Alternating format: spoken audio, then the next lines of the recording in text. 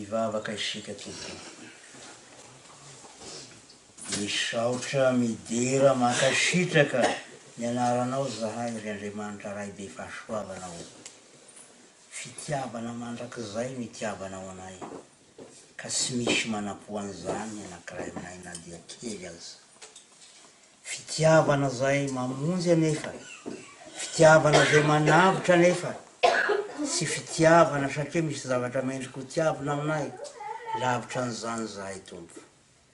Mpanota zahay, sy mendrika zahay, manota aminao amin'ny hevitra, amin'ny teny, sy amin'ny fanaovana zavatra koa zahay. Mamelany elokay tompo, ka mamirafo aminay ianao. Ndreto zahay tafangona eto, mangataka ny fahasoavanao zahay mba hoentinay mihaino ny teninao masina, hoentinay mandray azy amin'ny fosy fanahy koa. Da io ny tsirairay aminay tompo, mba hanana fo mandray zany zava-soa entiny zany teninao zany. Ny teninao no mamelona anay tompo, ny teninao no mahavelona anay tompo, ny teninao no manazava anay tompo. Raha tsy zany dia maizina zahay, sy fantatra izay haleha, sy fantatra izay atao. Zany tokoa zahay raha sitry ny teninao. Misaotra anao zahay fa manome ziro ianao, manome ny mazava ianao, ary eto ampovoanay tokoa. Mazava lehibe ianao tompo, mazava fanaperana, masoandro sy miletika mandrakizay. Da io ary zahay, da io ty fiangonana ity, indrindra amizao zay fiomanana, akatoky ny Noely zao, akatoky ny Krismasy zao, dia mangataka zahay mba hanananay fo miondrika, hanananay fo mandady, ka hisaoka ny voninahitra ao tompo. Da rio zahay mba handinika, hisaisaina, ka hiverina any amin'ny tranomby hatrizay. Ao indrindra no ahasapanay ny fanetretenanao Andriamanitro, tamin'ny alalan'ny zanakao Jesosy Kristy. Izy zay mpanao zao rehetra zao dia toy ny zavatra natao hiany. Izy zay sy nanam-piandohana dia natera behivavy tahaka anay rehetra koa. Ka tena mahagaga indrindra zany. Mahagaga ny fanetretenany zanakao Jesosy Kristy Andriamanitro. Dia ampianaro koa zahay mba hanananay fietrena tahaka azy, hanananay fanetretena tompo, mba hisandratany voninahitra ao ty anatinay. Raha ho regny teninao tompo, sady efa nrenesina izany, tamin'ny vaky teny masina zay efa nrenesinay teo tompo. Dia ta io ny teninao zay efa nrenesina tamin'ny vaky teny masina, ta io koa zay mbola hambara amizao. Mitarihy anay amin'ny fanahy mpanazava, amin'ny anaran'i Jesosy. Amen. Araka ny efa nambara teo tompoko, dia androany no Alahady zay mamarana ny advento. Dia Alahady fahefatra izany amin'ny advento. Koa ny tenin'Andriamanitra zay anjara sika amizao, akoatrin'ireo zay efa vinaky tamin'sika teo tompoko. Dia mbola iarahsika mahita izany. Ao amin'ny filazantsarany Jesosy Kristy, araka ny Jaona. Jaona toko voalohany, 9:7 ka hatramin'ny 9:20. Jaona toko voalohany, 9:7 ka hatramin'ny 9:20. Rehefa iaraha mahita izany tompoko, dia toy izao ny fivakiny amin'ny anaran'i Jesosy. Ary izao ny nambarany zaony, raha ny Jiosy na ny iraka mpisorona sy levita avy tany Jerosalema hankany aminy, mba hanontany azy hoe, iza moa ianao? Ary nilaza marina izy, ka sy nandafa hoy ny filazany, sy izao no Kristy. Ary izy reo nanontany azy hoe, ahoana ary? Elia va ianao? Fa hoy izy, sy izy aho. Lay mpaminany va ianao? Fa izy namaly hoe, sia. Dia hoy ireo taminy, izy ary ianao, mba hitondranay valy ho am'izay naniraka anay, lazainao ho izy moa ny tegnanao. Dia hoy izy, izao no feony mianso mafy any an'hevitra hoe, ataovy mahisy ny lalan'ny tompo, araka zay nolazainy Isaia mpaminany. Ary iraka avy tamin'ny fariseo reo. Dia nanontany azy reo ka nanao taminy hoe, nahoana ary ianao no manao batisa raha sy ianao ny Kristy na Elia na ilay mpaminany? Zao no nanamaly ka nanao hoe, izao manao batisa amin'ny rano. Eto aminareo misy anankiray zay sy fantatrareo. Dia ilay avy aoriako, ary tsy mendrika mahany fehikapany azy aho. Izany zavatra zany dia natao tany Betania any andafiny Jordana, zay nanaovan'izao ny nabatisa. Ry ray masonao, manamasina anay amin'ny fahamarinana, fa ny teninao ny fahamarinana. Amen.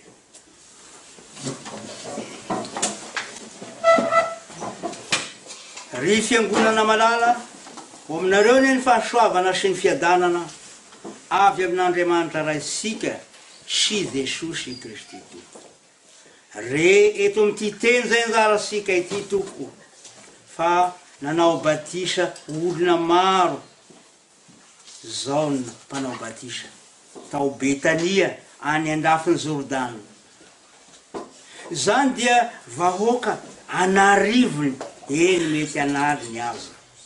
Avy tany Galilia ny sasany, avy tany Jodia, avy tany Jerusalema, eny avy tany andafiny Jordana ihany koa aza. Nanaitra ny fahefana mahefa tao amin'ny tempolo tao Jerusalema izany toe zavatra zany. Ka naniraka mpisorona sy levita izy reo mba hanontany an'izao. Fanontaniana indimy metoana no napetraka izy reo tamin'izao nampanao batisa. Ny fahadimy amin'ireo fanontaniana reo no azo lazaina ho mahafehy azy rehetra manao hoe,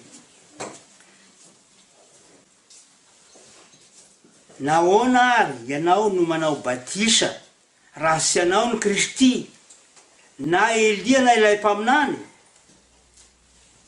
Izany no fanontaniana fahadimy tompoko.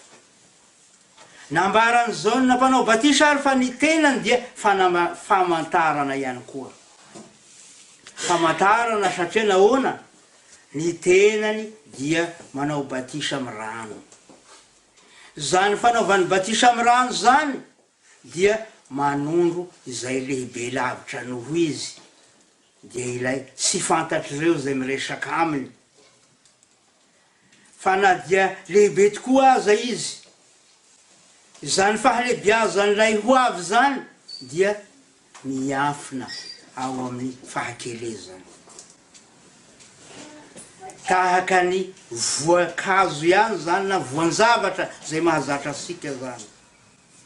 Anisany tanisainy soratra masina ny voasinapy. Ny voasinapy na dia kely aza dia miafina ao anatin'izany ny halebiazany. Ao no miafina ny hazongezabe amin'ny ho avy. Sy aiza izany ho avy zany hoy izao nampanao batisa fa eto aminareo. Sy ny fijery rehetra nefa no mahay mijery famantarana, fa ny fijeriny zay milo ihany no mahay mijery zany famantarana zany. To amin'izao nampanao batisa ary ireo mametra fanontaniana aminy mba hino, fa ny finoana no ahafantarana izay sy fantatra. Zay mino no mahita fa tonga ny mpanjaka dia Jesosy zany. Ny filazansarany advento zany tompoko, dia ny filazansarany fahatongavana zay mamonjy asika. Manaraka an'izany dia ambarany zaona koa fa tonga ny tompotrano. Tonga ny tompotrano ho izy, dia tompotrano zay manana mpanompo maro ao an-tranony. Ny tompotrano no mpanan-karena ka dia manana an'izany mpanompo maro be ao an-tranony zany izy. Ny tompotrano zay mpanan-karena tamin'ny andro fahiny, rehefa tonga tamin'izay nalehany dia mahafantatra fa efa misy mpanompo mahatoky miandry fatratra ny fiverenany, ka manomana rano mafana hanasany ny tongotry ny tompony rehefa tonga izy. Ny fanao ny tompotrano tamin'izany fotoana izany, amin'ny fahatongavany dia mivantana eny ambony farafara izy, ka mandreo izy. Mety sasatra izy na mety sasatra ihany koa fa dia efa fanaony moa zany. Fa anjaran'ilay mpanompo ny mamaha ny fehi-kapa ka manaisotra ny kapa amin'ny tongony. Mitondra rano mafana amin'ny tavin-drano izy ka manasa ny tongony ary mamaoka azy amin'ny lamba famaohana. Ny filazansara zay ambara eto zany dia ny filazansara ny advento ihany koa. Ny filazany jaona fa mila famahana ny fehi-kapa amin'ny tongotry ny tompo. Jesosy zany tompo dia manambara fa ao izy, tonga izy. Raha sy tonga izy dia sy azo vahana ny fehi-kapa amin'ny kapany. Tonga izy. Izy jaona no milaza izany satria izy no mpanompo voalohany, zay manao asa voalohany, fanompoana voalohany, dia famahana ny fehi-kapany tompony aloha. Filazansarany advento zany isika, filazansarany fahatongavany tompotrano zany dia Jesosy.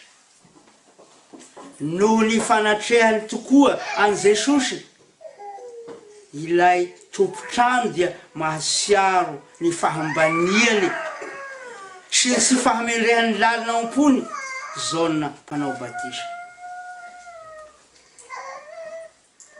Fa na dia voatendry aza ny tenany hanao batisany Jesosy Kristy zanak'Andriamanitra ka mametraka ny tanany eo ambony lohan'i Jesosy, dia mahasapa lalina jaona mpanao batisa fa sy mendrika hikasika ny tongotry Jesosy akory izy. Maika moa fa ny hikasika ny lohan'ny zanak'Andriamanitra. Sy mendrika ny hikasika ny tongotry Jesosy izy. Ary dia sy mendrika ihany koa ny hamaha ny fehi-kapany. Zavatra voaloha no asaina ataosika mino anatin'izany. Zay mino ihany no afaka mandre ny feon'ny tompo. Ny feon'ny mpanjaka dia ny feon'i Jesosy. Zay sy mino dia sy maharena inona na inona izy. Zay sy mino dia sy mahita ny fahatongavana izy. Ny fahatongavan'i Jesosy dia mitaona ansika hino. Faharoa, Jesosy zay ambarany jaona mpanao batisa fa ilay tompotrano mpanan-karena, tompony zavatra rehetra, tompony zao rehetra izao. Izy jaona dia tonga, ary ny tenany izy jaona zany dia sy mendrika hamaha ny fehi-kapany akory azy. Mahagaga nefa fa ity Jesosy ty, na dia tompony zavatra rehetra aza izy, ka anjarany mpanompo kosa ny hanasa ny tongony, dia Jesosy no resika ao amin'ny jaona toko fahatelo amby folo fa nanasa ny tongotry ny mpianany. Mahagaga zany. Ilay tompony zavatra rehetra, rehefa tonga izy dia manasa ny tongotry ny mpianany. Manasa ny tongotry koa izy. Manasa ny tongotrao izy. Manasa ny tongotra sika izy. amin'ny fotoana sasany sy amin'ny fiangonana sasany dia fanao ihany ny fanasa tongotra rehefa amin'ny alakamisy masina. Tsy misy maharatsy an'izany moa. Zava-dehibe nefa ny fanasa tongotra satria zao raha tsy sasan'i Jesosy ny tongotra, zany hoe ny tena manontolo ane zany satria solotena ny tena manontolo ihany ny tongotra dia zao tsy afaka manaraka azy na hitana izy. Mba haharetana amin'ny fanarahana an' Jesosy dia mila sasan'i Jesosy ny tongotra sika. Jesosy no ilay tonga toko. Mila mihay ny feony isika. Mila manaraka azy isika. Minoa. Meteza ho sasa tongotra ianao. Meteza ho tompoin' Jesosy ianao fa izy no manadio ansika. Ahafahasika manaraka azy andro manarana. Voninahitra eo an'Andriamanitra RASETA ary fanahy masina. Zay hatramin'ny taloha indrindra ka ho mandrakizay. Raiso ny fitahiana. Aminareo rehetra ny fahasoavan'Andriamanitra ray, ny fitiavan'i Jesosy Kristy ary ny firaisana amin'ny fanahy masina hatramin'izao ka ho mandrakizay. Amen.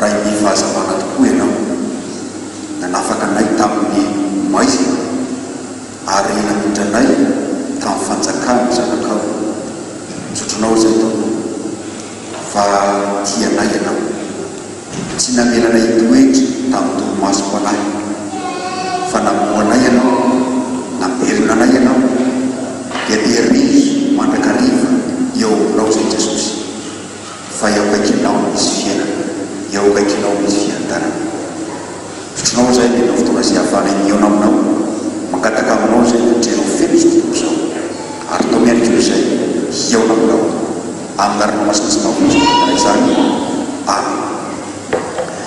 Araka ny namparateo ry havana dia ny loahevitra manao hoe ny fiainan'ny kristiana ny fifohazana no atolotra atsika amin'ny an'io fa alohan'ny totrano fampianarana dia misy tenin'Andriamanitra zay alomelatsika izany zay hitatsika ao amin'ny Efesiana toko fahadimy ka ny andininy faha-efatra-polo ihany. Efesiana toko fahadimy andininy faha-efatra-polo ihany. Vakoto zao karaha Jesosy koa izany no ilazany hoe mifohaza ianao zay matory ary mitsangàna maty dia hampahazavanao Kristy. Amen. Ny fiainan'ny fiangonana na ny fiainan'ny kristiana ny fifohazana. Inona moa fifohazana? Ny fifohazana dia samy manana zay ivirany azy. Ao ro zay hevitra fa ny atao hoe fifohazana dia tsy inona fa ny sampana iray ao amin'ny fiangonana. Marina tokoa zay amin'ny lafililany satria maromaro no sampana ao anivon'ny fiangonana ary anisany sampana ao amin'ny fiangonana ny sampana fifohazana.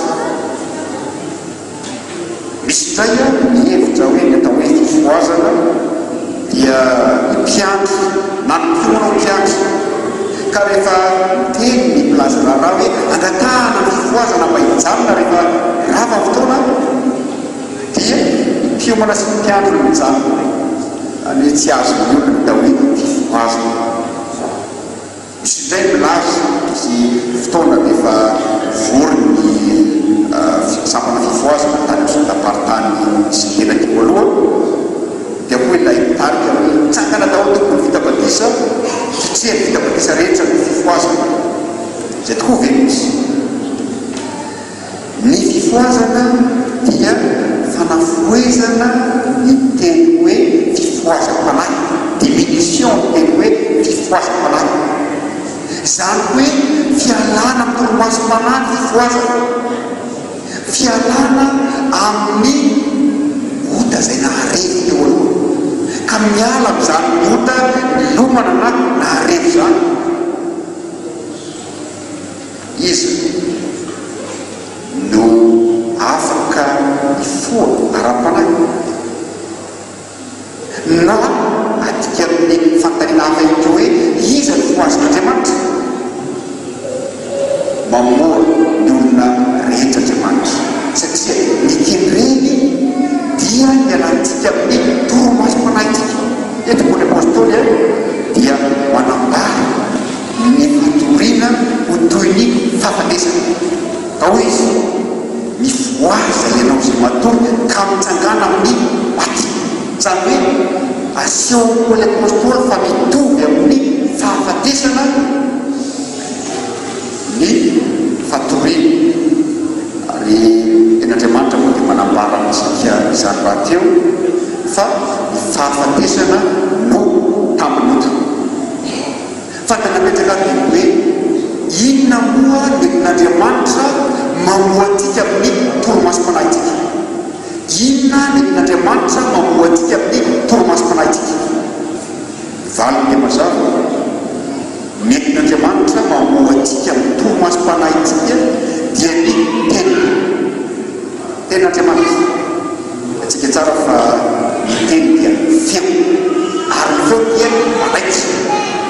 Rehefa foatsika marena ka tia mozanatsika dia tenetika izy hoe mifohaza ndray fa maraina ny andro fanao ny rahamatoko ohatrano dia alefany radio na alefany tele ka lay feo izay alefa iny no manaitsaka izy amin'ny toromaso torak'izay ny famoasan'Andriamanitra tsika ny tenin'Andriamanitra no mamoatika amin'ny toromaso manaitsika da tsika zany eo amin'izany apôstôly toko faharoa fa rehefa latsaka ny fanahy masina toriteny ny apôstôly lay tenin'Andriamanitra izay torian'izy ireo no namoaka eo namary manatoko azy ireo lebaka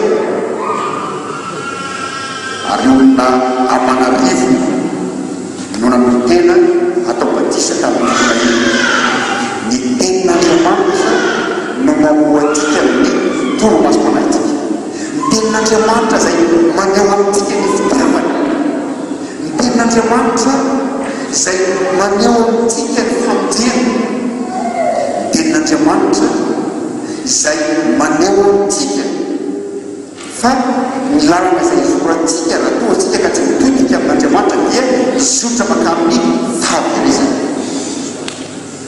tenin'Andriamanitra dia ambara ihany koa fahazavana akoatrany feo dia azo hoanina ny fahazavana ihany koa ny tenin'Andriamanitra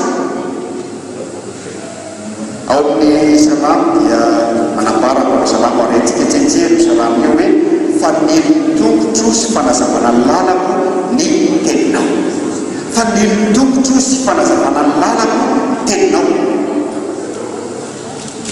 rehefa mamoy antotsika ny zanantsika maraina dia sy fafana ny varavarana mba hidirany fahazavana rehefa tsy tia atosika amin'ny alina dia tsy mbola vonona lohajiro tsy mbola vonona lohajiro fa rehefa tia atosika dia vonona lohajiro satria ao anatin'ilay izy dia moramora ny tanatozy Andriamanitra mamposaka antsika ny fahazavana dia tsy na fanteniny na ny filazantsara mba hatonga antsika hifoha amin'ny toromaso mpanahitsika izay mandre na mandray tenin'Andriamanitra no hifoha izany hoe miala amin'ny toromaso mpanahy hitanao afantarana zany fa miala amin'ny toromaso mpanahy anankiray ny afantarana fa miala amin'ny toromaso mpanahy izy dia miala amin'ny ota izay naharivo azy ary tsy zany ihany fa rehefa mifoha izy dia manao ny asan'Andriamanitra sika tsy mahita olona hoe rehefa mifoha izy amin'ny maraina dia mbola mijanona ampandrina ihany tsy azo atao hoe mifoha olona toy izay fa rehefa mifoha izy dia dio ary rehefa vita fidiovany dia indro izy fa manao asa amin'izay miasa amin'izay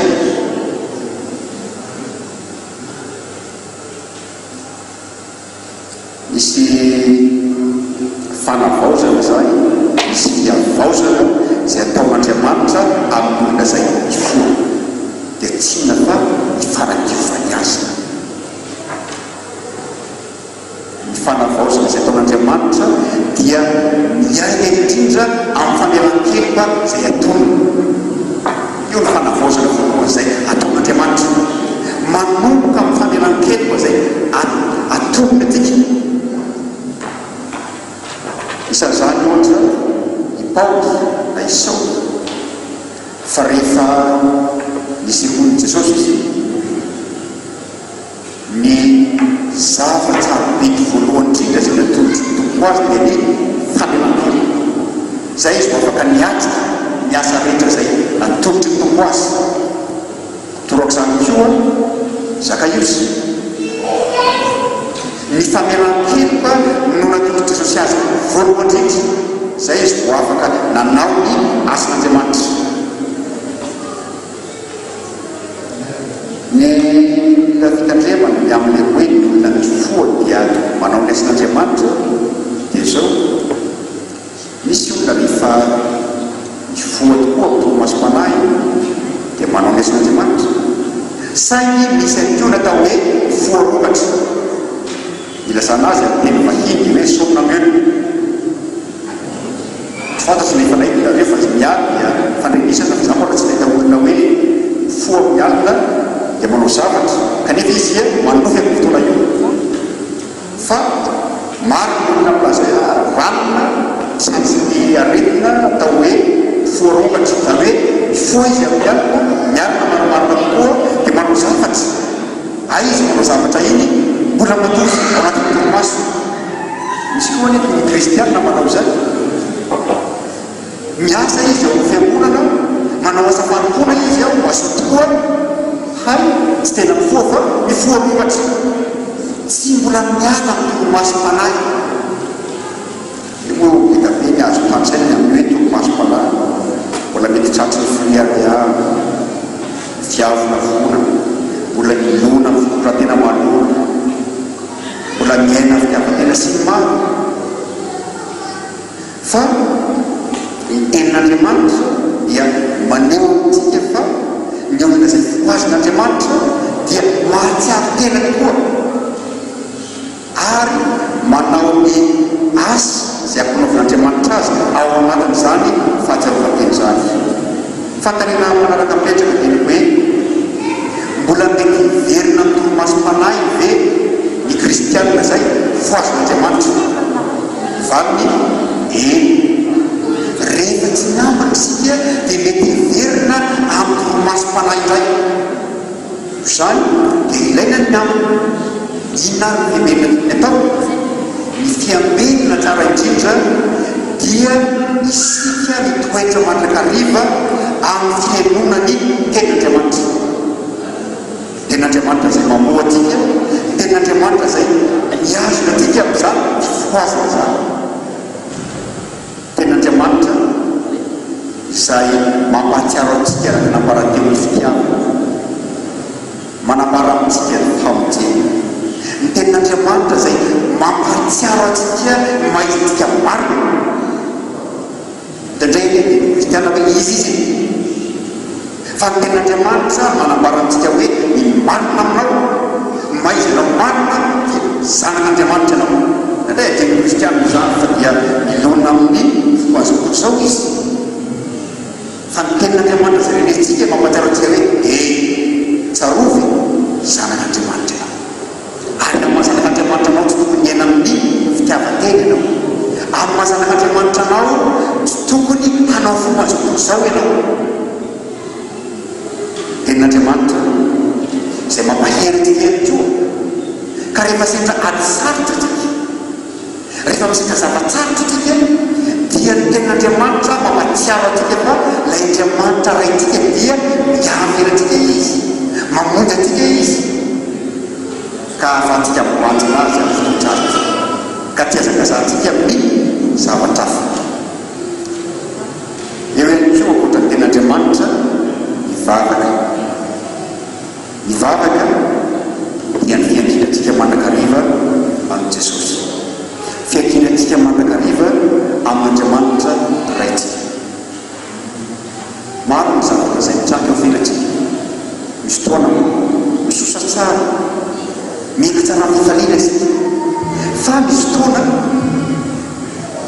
mahatsiaro tena ho trotsaka tika mahatsiaro tena ho reraka tika misy toana mahatsiaro tena ho herera isika mandro am'izany dia mampirisika antsika Andriamanitra mba hanatona azy ka ny ray fampaherezana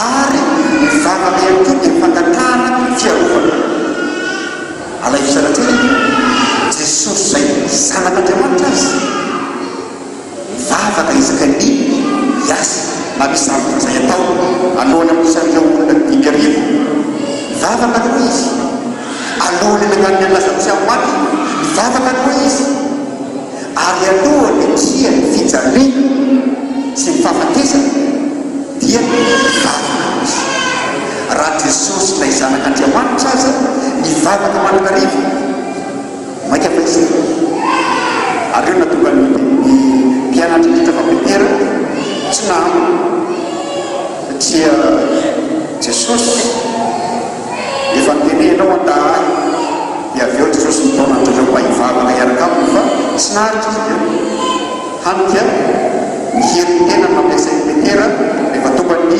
miaramila ny misolo mivavaka zava-dehibe. Mila mivavaka manakariva itsika. Mivavaka dia fianginantsika amin'Andriamanitra. Mivavaka dia anehoantsika fa tsy mahaleo-tena isika. Mivavaka dia anehoantsika fa Andriamanitra noarano zava-tsoa rehetra eo amin'ny fiainantsika. Mivavaka dia anehoantsika fa Andriamanitra ihany no afaka miavatsika. Ireo malazalahy ny finoana na ao amin'ny testamenta taloha na tamin'ny testamenta vaovao, enina eo tantarany fiangonana azy izany Martin Luther, Calvin, Martin Luther King. Mivavaka na ahafahan'izy ireo mijoro, izany hoe tsy nandeha tamin'ny herin'ny tenany izy fa niankina mandrakariva tamin'Andriamanitra. Ary ny anankiray fahatelo izay ahafahantsika miambina dia ny fanaovana ny asan'Andriamanitra. Ny ohatra izay raisiko mandrakariva rehefa mampianatra ny gouvernement aho dia ny hoe raha toa ka misy ny fiandrasapaty, tsika malagasy koa dia misy ny fiandrasapaty rehefa misy olona fianakaviana izay otomandry dia amin'ny alina iny zany mihira ny olona, dia misy mipetraka eo amboseza, dia misy mikarakara sakafo tahaka ny mofo sy ny dite. Dia fantanapetraka dia hoe izy mety tratry ny torimaso, ireo izay mipetraka besa, ireo izay mandehandeha mikarakara mofo sy dite ho an'ireo faty valo mazava ho azy. Ireo izay mipetraka mety tratry ny torimaso, fa ireo izay mandehandeha mikarakara sakafo, ireo izay miasa tsy tratry ny torimaso. Zava-dehibe ny fanaovantsika ny asan'Andriamanitra, fa raha tsy manao ny asan'Andriamanitra isika dia ilay ratsy mametrika asa ka dia hiverina amin'ny torimasom-panahintsika indray isika. Ny fiainantsika amin'ny fifohaza dia tsina fa ny fiainantsika amin'ny fitiavana. Fiainantsika amin'ny fitiavana ny mpianatra voalohany ao amin'ny asana apôstôly izany fa iombonina avokoa ny zavatra rehetra, mitovy avokoa rehetrarehetra. Ary io dia mitombo mba iainantsika hatrany fiainantsika fitiavana ary manao koa tokantrano zany. Ao amin'ny tokantranontsika tsirairay avy ireo ary ao amin'ny angonana kristiana ihany koa zany. Io nampandroso fiangonana tamin'ny fotoanandro satria tena nena tokoa tamin'ny tenin'Andriamanitra izy ireo, nena tokoa tamin'ny mivavaka izy ireo, ary nena ihany koa tamin'ny fankatiavana izy ireo. Io ny fiainam-pifohazana. Fiainam-pifohazana tsy hoe maitily amin'ilay tsy fantatra ao sy ny sisa, fa ny fiainam-pifohazana dia isika miaina ny ten'Andriamanitra, matoko ny ten'Andriamanitra. Ny fiainam-pifohazana dia isika miaina mivavaka ka amin'ny fotoana rehetra dia tsy adinitsika tanterasera amin'ny tompo. Fiainam-pifohazana dia isika manao ny asan'Andriamanitra, dia tompo ny anam-pahirantsika ka ahafahantsika miaina izany fiainam-pifohazana izany. Voninahitra man'Andriamanitra izaka fanay masina sy avitra mba ho azo manakizay aminy. Mivavaka isika mahafaly ny voninahitry'Andriamanitra misaotranao fitiavanao anay ka ahafahanay mandreny teninao, teninao izay nanafaka anay tamin'ny fahamaizina, ny teninao izay miaro anay tsy hiverina intsony amin'izany fahamaizina izany amin'ny torimasom-panahinay. Ny teninao izay mampahery tombo ampahery zay mba hitoetra eo anao fa ianao ny fahazavana maro amin'ny ranomasina sy mahavotsika kodana izany Jesosy.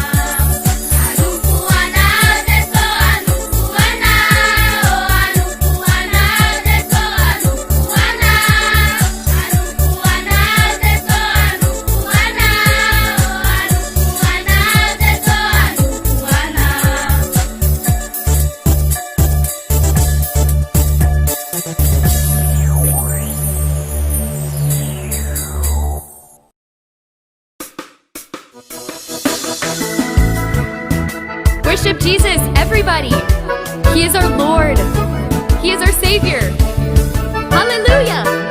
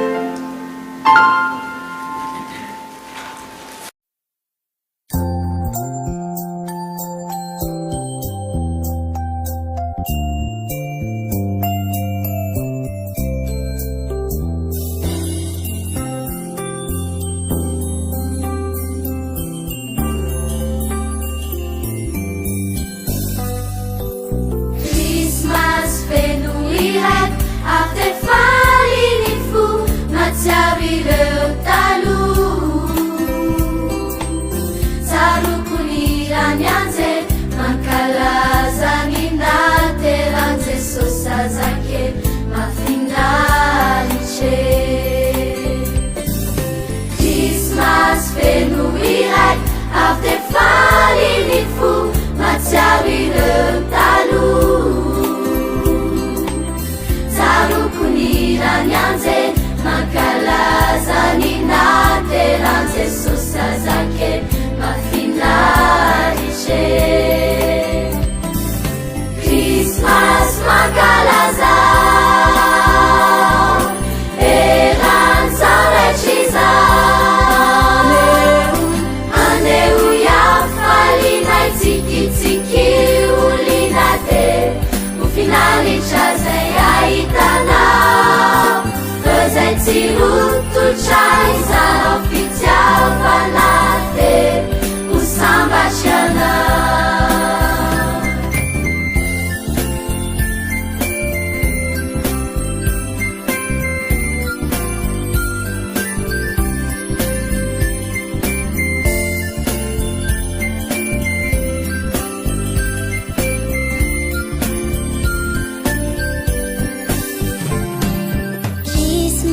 feno iray avy de faniny fo matsiaro ireo taloha zaroko izao mbola kely trotrondada sy neny odirina zoloely mafinaritra Christmas feno iray avy de faniny fo matsiaro ireo taloha zarukizambulake chuchundada sinemi utidina zunue mafinariche Christmas makalaza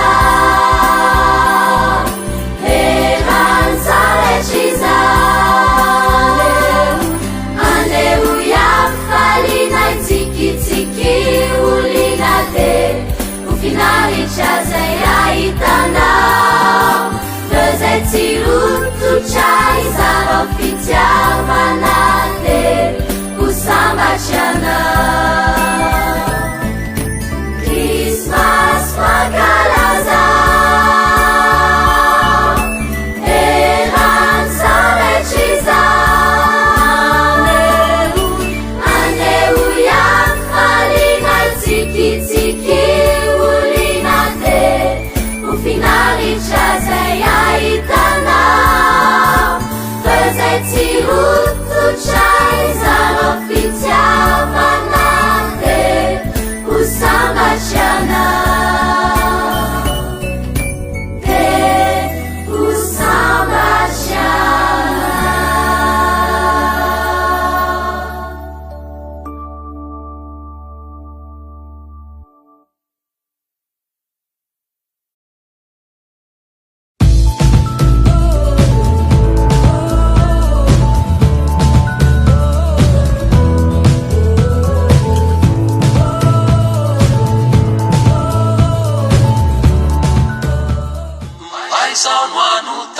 ianao de aoka fao